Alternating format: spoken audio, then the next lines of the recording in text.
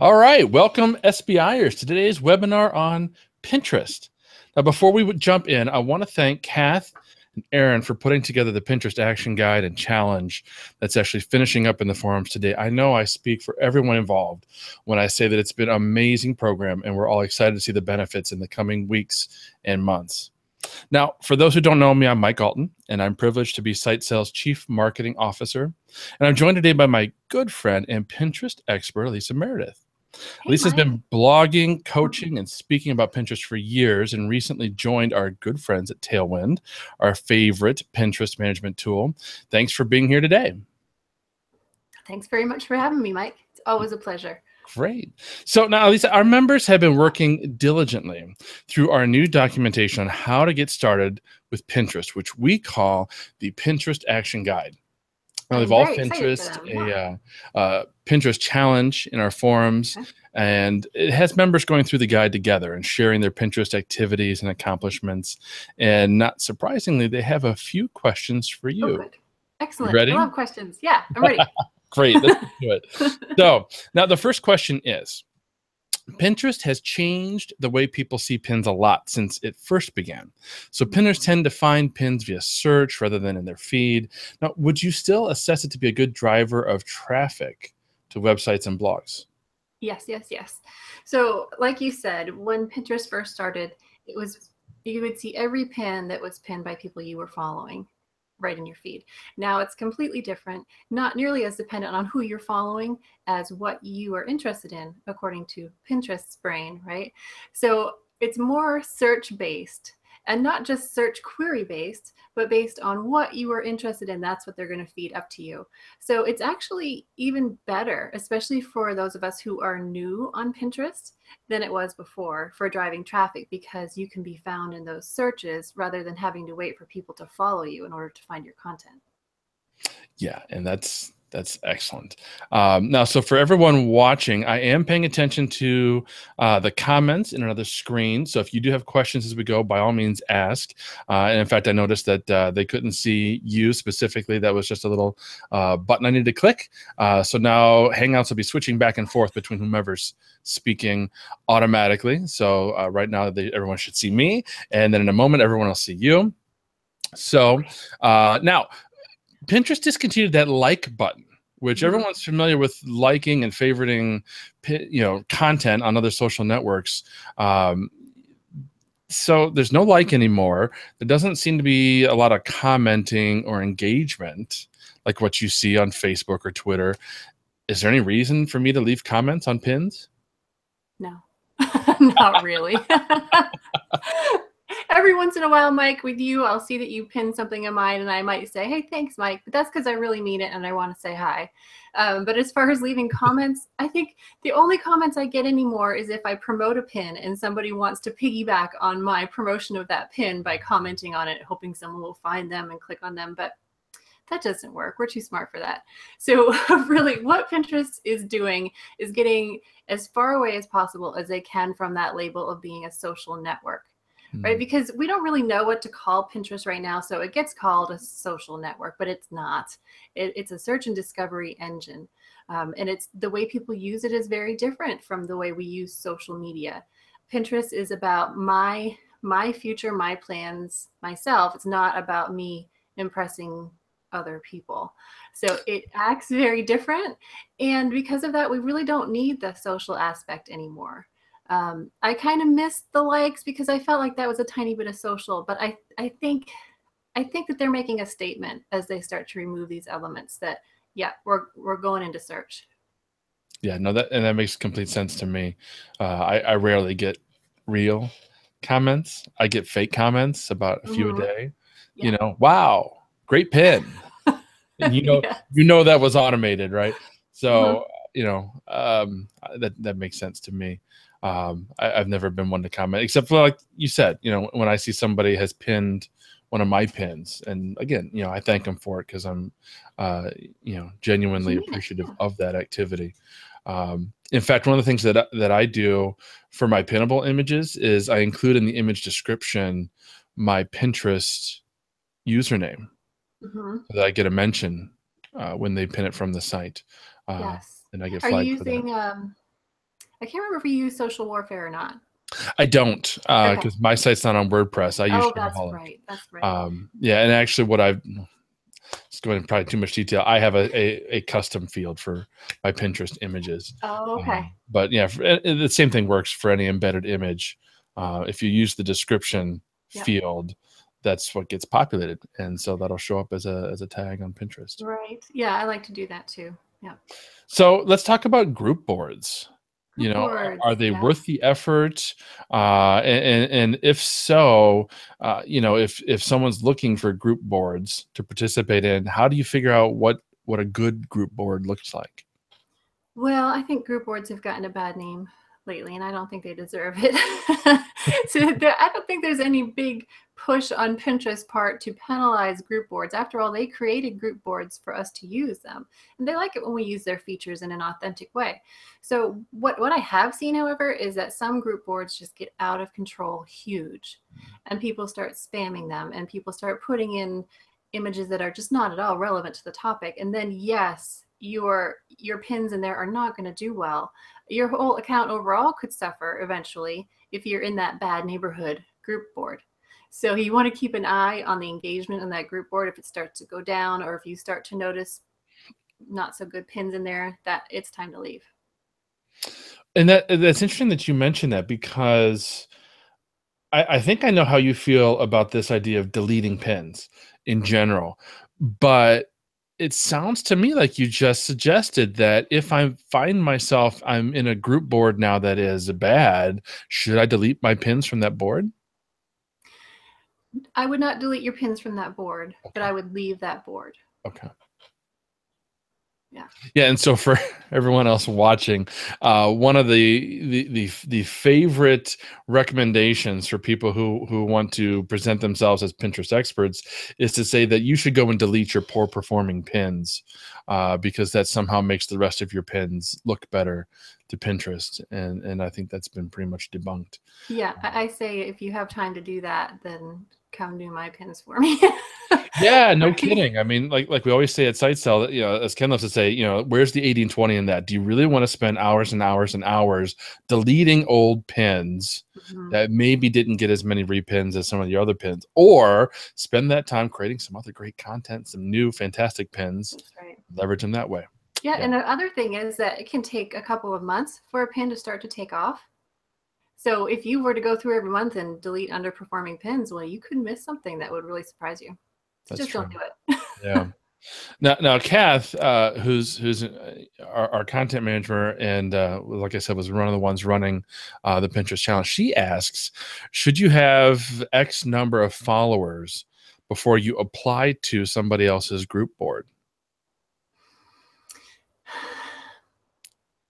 I don't think so. I think if you have a great Pinterest profile and everything's filled out nicely, so your profile description is good, your image is good, your boards look good, I don't think so. I think that anyone who knows what they're doing and is running a group board is going to be able to look past that particular vanity number. Because I mean, people could have 1,000 followers but be getting 10,000 visits to their website, or you could have 20 million followers and be getting no traffic. It really, I think people are understanding that that number doesn't matter so much anymore.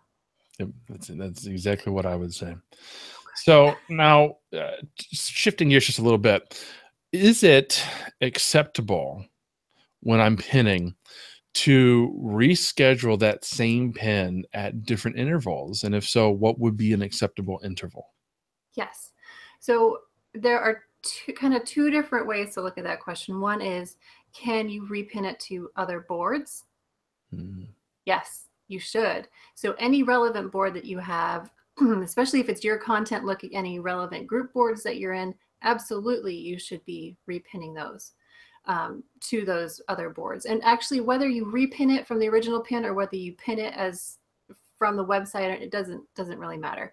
But yes, they should go everywhere you have access to put that relevant pin. As far as rescheduling to the same board over again, yeah, people are doing that as well, and it does seem to work. As far as the magical interval, I would say it depends more on how many pins you're pinning to that board a day. So let's say you have a board where you're pinning 2 pins a day. So you wouldn't want to probably repin that pin 4 days later because it's going to be too many in a row across the top, right? And not that all that many people are looking at individual boards, but you can search for boards in Pinterest, and if they come across that, it just doesn't look good. So I would space them out pretty well if you're going to pin to the same board. Make sure you have several pins in between that are not duplicates. Okay. Yeah. Now, Gerhild asks, I might have to translate this. I'm not sure if I understand the question. Should you or could you add your URL for the pin into the image description and or alt for the photo you're pinning from your website?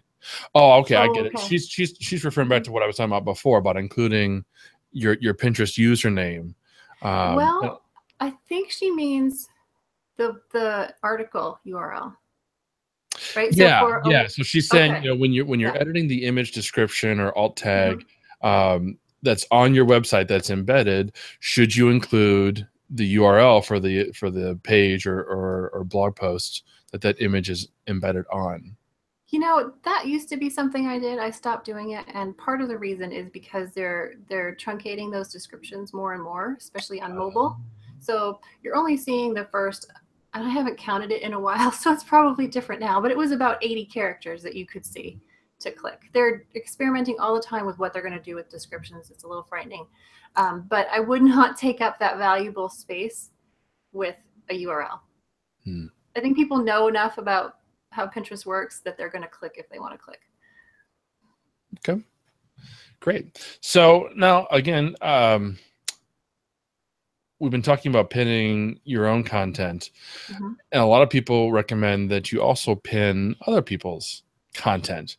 And we see this huge range of recommendations in terms of how much you should pin yours versus other people's. Do you have a recommendation in terms of like ratios? And in fact, aren't you just really sending people to other URLs and websites? I mean, is that even a good idea to pin other people's stuff? My recommendation would be to stop making ratios. A unicorn dies every time we give a ratio. That's right, they do. And kittens cry and everything. No, it's really about how much content you have of your own to share. So let's say you are in the wedding business. You are blogging once a week.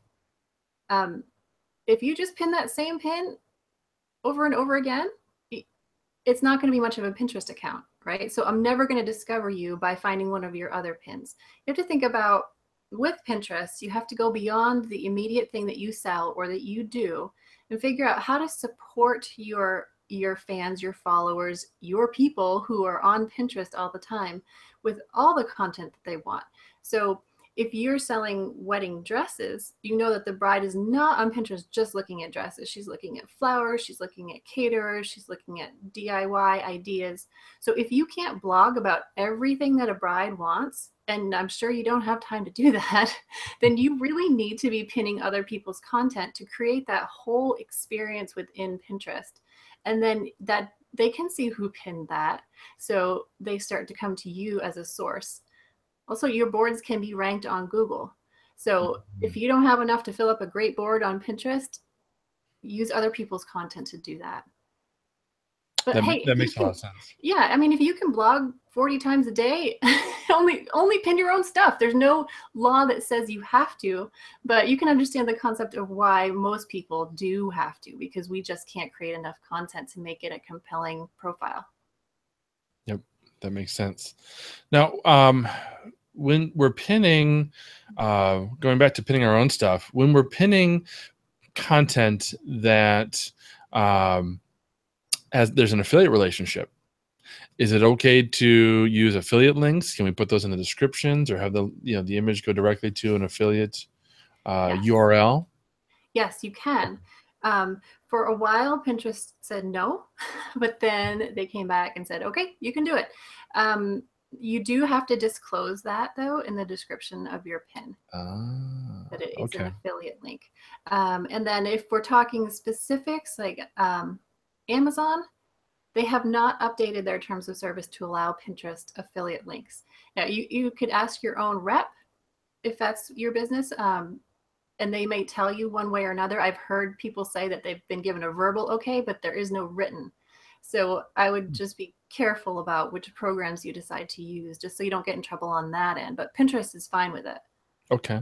Have you had any experience doing that yourself? Does it Yeah, a good I idea? did, but I mean, I'm not a big affiliate marketer. I just wanted to try it to see if it worked at all. And I Because it think I seems like earned 40 cents that day. because it seems like you've got a choice. You can pin images that link directly to the affiliate whatever, the affiliate URL, the affiliate product that you're recommending, or you can pin an image that links to your own content that talks about and recommends that Yeah. particular product. And it would seem to me, based on my experience in other social platforms, that the latter is always the better option. That most people aren't going to see your image or post on a social network and decide to make a purchase as a result of that post. Yeah. It seems like the content that you might write is going to be more effective. Oh, yeah. Yeah. I mean, to be fair, the question was, can you? Yeah. Oh, no. Yeah. But I the just want to make better sure. answer is yes, you can, but think about whether you should or not. And Right. you're completely right. Yeah, it's probably a much better use of your time to get them over to your site first. Yeah, and like you said, I mean, we're already limited in that description, and now you've got to include an FTC disclosure. Mm-hmm. Um, yeah, I'd rather just link to my own content and then have the full proper disclosure Yeah. there. Yeah, and you can promote an affiliate link. That was the number 2 question that came up after affiliates were back Oh on. yeah. And I mean, how on earth could you make that worth it, right? So if you're paying 45 cents a click and you could make $1 off your, that's a big conversion rate you'd have to have there to make it worthwhile. So Hmm. yeah. So, what about videos? You used to be able to. Can you still pin videos to Pinterest? And is that again? Is that even a good idea? You can, but it's it's like you were saying before, you really would be better off usually getting them to your own site. I think that the exception is going to be with video promoted pins, Hmm. because you'll be able to get them to take action from that video. So underneath the video will be products they could buy right from there. So either they go to your site or they'd have just a buyable pin they could buy right then.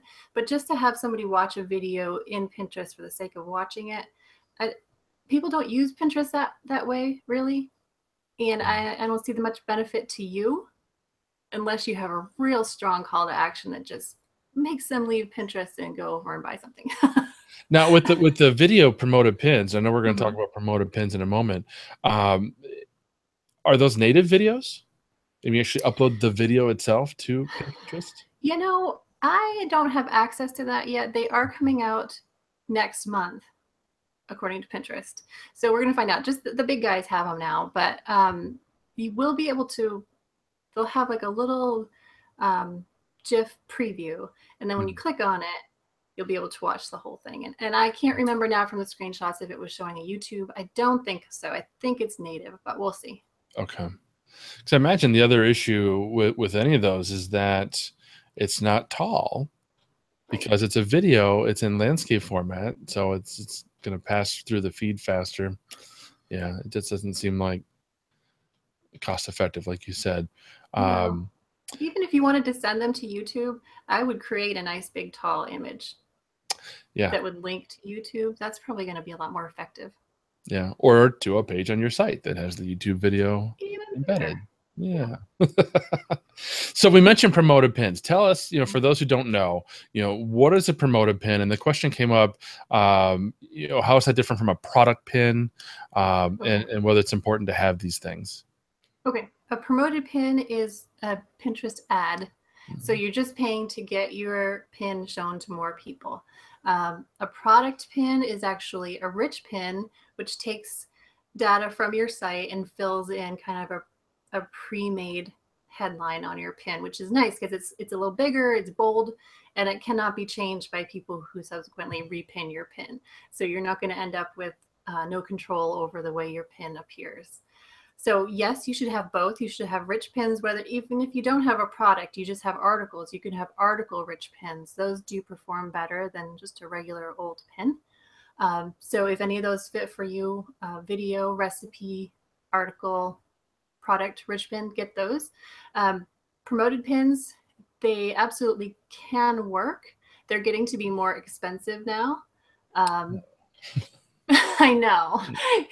But we needed to do this like a year and a half ago when they were dirt cheap. But depending on the industry that you're in, you can still get some good bargains. Okay. Now, how would you measure the success of a promoted pin? I mean, what makes a good promoted pin or promoted pin campaign? Boy, I've spent a lot of time trying to work this one out, Mike. I think you know that full well. I didn't say all the questions were going to be easy. No. Now, you helped me out with my UTM conventions. I am now a UTM guru. I just want you to know, and it's all because of you. So you can use, if I'm sure you know kind of what I'm talking about, it's a tracking link for everybody listening that you can then reference in Google Analytics to see how your different campaigns are working. So I will use a UTM link on every single promoted pin, so I'll know exactly which campaign, which ad group, and which image is converting. So if you use something like Shopify, you can get even fancier by having Pinterest keep track of what is selling for that promoted pin and then export that data. I don't need to get that fancy because I'm not a big e-commerce seller. But if you are, I would absolutely invest either in a programmer or a program like when I was trying to figure this out, I worked with a programmer and he developed Pinoculars. It's like binoculars with a P. And that will work with Shopify, easy digital downloads, and WooCommerce so that you can track, okay, this person added this to their cart. 10 people bought this item. And then you can see not only how your ads worked, but then create an audience later. So you could say, all right, I want to target these 7,000 people who added the boots to their cart but never checked out.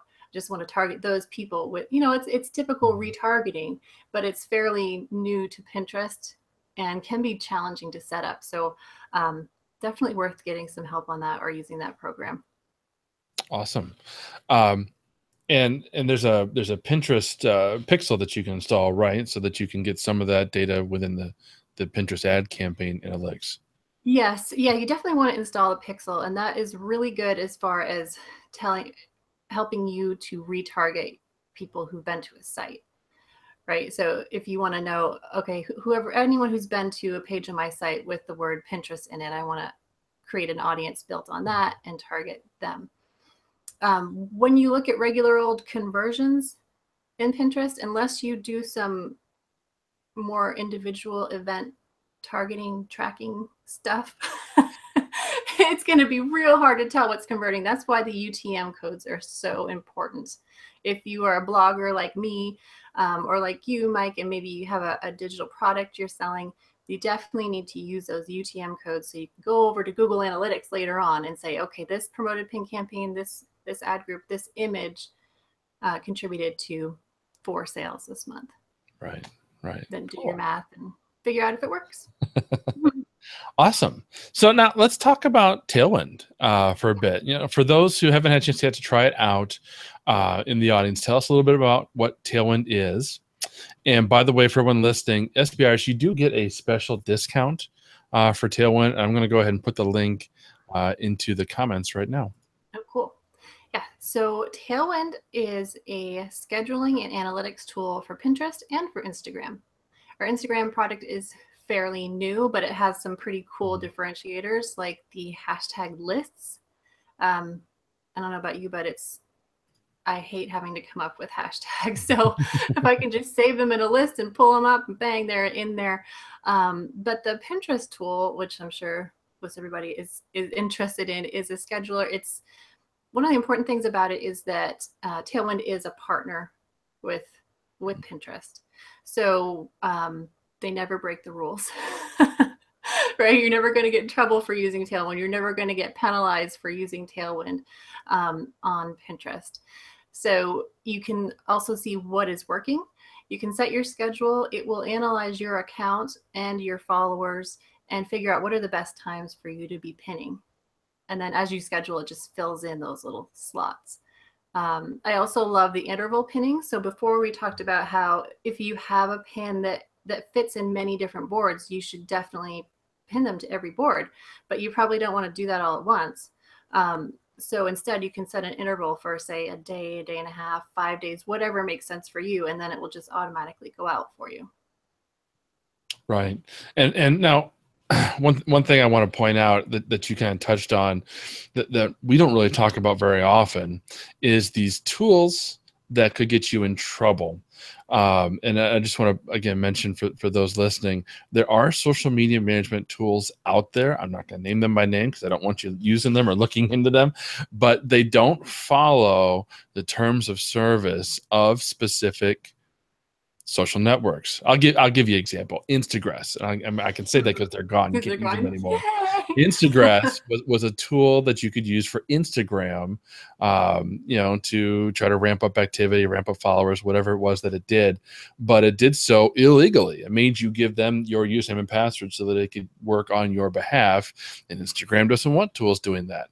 And the problem there is not only can the tool get shut down, it's possible that the network could flag and shut down accounts that it sees using those tools. So you want to be careful. Yeah. And it's great that we have access to tools like Tailwind that, they come out and say, we are a partner of Pinterest. We are a partner of Instagram. And that's verifiable. So you know that they're legitimate, that you're not wasting your money and you're not putting your account at risk. So that said, how does Tailwind actually, how does it boost productivity other than scheduling? Because you mentioned scheduling and I love that, but I know there's some other stuff that you can do with Tailwind. Yeah, so that's probably the biggest number overall time saver. But the other thing that I like to do is to look at board insights. So it's going to show you all of your Pinterest boards, and it's going to show you which ones have the most activity on them, most engagement, most virality. And that way you know, okay, my board on Twitter tips is really on fire this month. So I need to be spending time finding some great content for this board because it's doing really well. Or even maybe I need to write something about Twitter because it's doing so well on Pinterest. So I love that that part of the Tailwind analytics. Also, the pin inspector. Now, if anybody in the group was on Pinterest a while ago when they started making pin counts go from the repin counts go from the actual activity on that one pin to aggregate pin counts, oh, everyone freaked out, right? Because in the original case, you would see, okay, this is my one instance of this one pin to this one article, and it had 12,000 repins on it, and I was very happy. Okay, let's just pretend. But then Pinterest decided to put them all together, so every pin of that article all got mashed together and all the numbers are combined, and you couldn't tell which pin was which. So people who had a lot of social proof and clout that way were very disappointed to see those numbers go away. Now, Pinterest has brought that back in a little private way by making it so you can see on-pin analytics of your own pins. It's not rolled out to everybody yet, but if you have that little graph in the bottom right corner of your pin, if you click on it, you can see the activity on that one instance of your pin. But that's a pain to look at if you want to get an overall view of what's happening. So in Tailwind, you can look at the pin inspector and you can look at your most popular pins. And that is just the activity on that one instance of that pin. And you can schedule a repin right from there, which is very cool. Awesome. Awesome. Yeah. One of my favorite features is tribes. Oh, yes. I love tribes, and having been a long time Triber user for, which is basically Twitter based. As soon as Tailwind released this, I think it was just maybe a year ago. Hasn't been that long. I got it, and I dove in and I love it. But for those who don't understand or haven't used it yet, tribes is a way for you to create a group or join a group of other Tailwind users who are pinning similar content to what you pin. So I'm in some social media groups, tribes, and some blogging tribes. And when you go to pin something using Tailwind, there's just an option right there to add it to one or more of your tribes. And when you do, everyone else in your tribe can see that pin, and basically they're going to, be prompted to share it out, to, pin it to their boards for you. So I think that's really great. Kath asked about that. I wanted to. Oh, I'm glad you did. And to me, that not only helps my content get out more, it also saves me time because I have a reliable source of of good stuff to pin that I know is going to be good, and it's always updated. So the other thing is they just started sending out the tribe's activity emails, and I don't know if you've noticed them, but I'm amazed at the reach that we get from tribes. It is so little effort for such a payback. So yeah, definitely get in on tribes. Now, Kath asks, how do you find a tribe? Yes, that's tricky, isn't it? Yeah. So there are a couple That's why I of let you answer it. Oh, thank you. Thanks so much. There are a couple of Facebook groups. If you just search Tailwind Tribes in Facebook, you'll find a couple of those, and you can search the discussions, or you can say, I want to join these tribes. There are several blog posts out there about 25 tribes to join. Yeah, so for now, that's the best way to do it. Okay. And we'll just keep bugging Danny to work in better discoverability. Yep, keep doing that. He loves it when you do that. Yeah. Cool. So when it comes to analytics that you brought up, whether it's Pinterest or Tailwind, what are some of the good analytics? What are some of the good metrics or reports that we should be looking at? Yeah. So one that I really like in Pinterest itself is the audience insights, where you can see the other things that your audience is interested in. And that goes back to the way Pinterest works best, which is to become that resource of everything that your person is interested in around your topic. So if you, let's give me something other than wedding dresses. That's all that's coming to mind. Restaurants. Okay. So if you are, say, a restaurant in, what would you sell at restaurants? You might sell tableware for restaurants. Okay. So you're marketing to restaurant entrepreneurs. So you'd be looking at your audience insights to see what else it is that they're interested in. So are they interested in business finance? Are they interested in inspirational quotes? So find out every way you can kind of put a spin on your content and your product and what you do for people, and pin to that. Whether it means creating some content along those lines or just curating other people's content, that's going to really help. The other thing to look at, which you can get in Tailwind or in Pinterest, is your most popular pins. Whether it's your own content, someone else's, it's really great if you don't know what to write about. Because if something is popular on Pinterest, and the amount of traffic that is up for grabs on Pinterest is big enough that you absolutely should be using that as a way to plan your content. So if you see that some person wrote an article that you could write just as well or better, and it's getting a ton of traffic, you really ought to try that and see if you can get in on the action, because your followers and the people who are finding it love it. So give them more. Right. That makes sense, and that's good advice for every platform, no matter what. Yep. One quick question though, when we're using Tailwind or something else, does using a pin scheduling tool hurt? Does it hurt your engagement, or does it impact like search ranking or anything like that? Only if it's not a partner approved program. Okay. Right. So as long as what you're using is above board, and you can go to the Pinterest site and look for their partners, and it will show you the ones that are approved. But yeah, if you're using those, it will not hurt. Now that said, Pinterest does like to see you actually active on the platform live. So I wouldn't never go to Pinterest, right? You want to go there every once in a while. Of course, you're probably going to do that anyway because it's fun. But actually the pinning using a scheduler, no, it does not hurt you. Okay, cool. Now, we had one other question in the chat from Marilyn that I think I know the answer to, but I want to run it by you first. She says there's a share option in Tailwind that I think she's referring to being able to share it to Facebook and or Twitter. But she says tweets don't carry over images. Is that going to change? I don't know. See, and my take is I don't think that has anything to do with Tailwind at all. I think that has to do with the shared URL not having a Twitter-friendly image. That makes sense.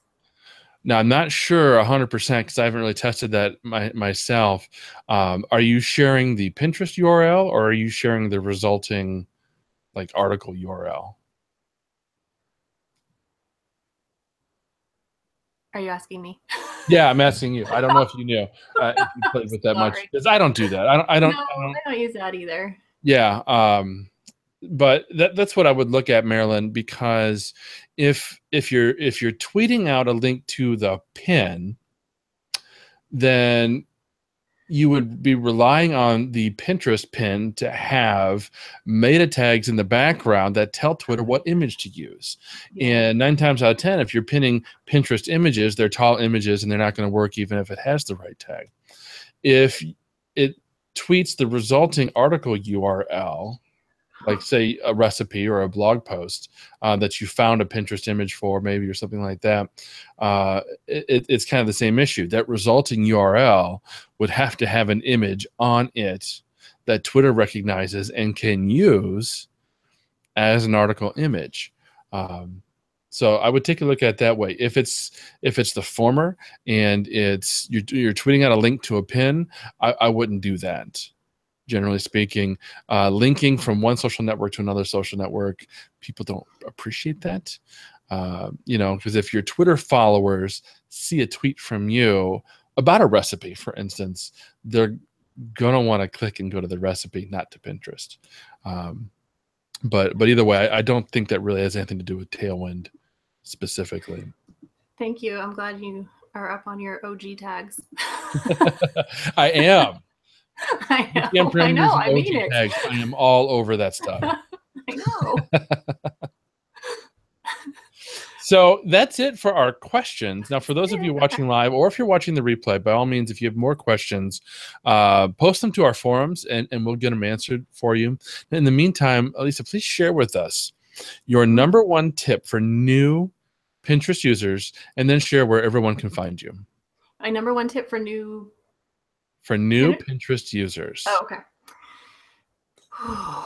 I would say, that's hard. Just one. You can pick one. Nobody will know. Nobody will test you later. Okay, so I would say, don't get carried away with the boards, because it's easy to create too many boards that then get ignored. So I would say start off small, and start off a little bit broad inside each board. And as you see, maybe something's working, then break it out. So if you have a board for social media, and it's working really well, then maybe create one for Facebook. So start to branch off, but don't get too carried away with too many boards, or you will get overwhelmed. It will get disorganized, and it will not be fun anymore.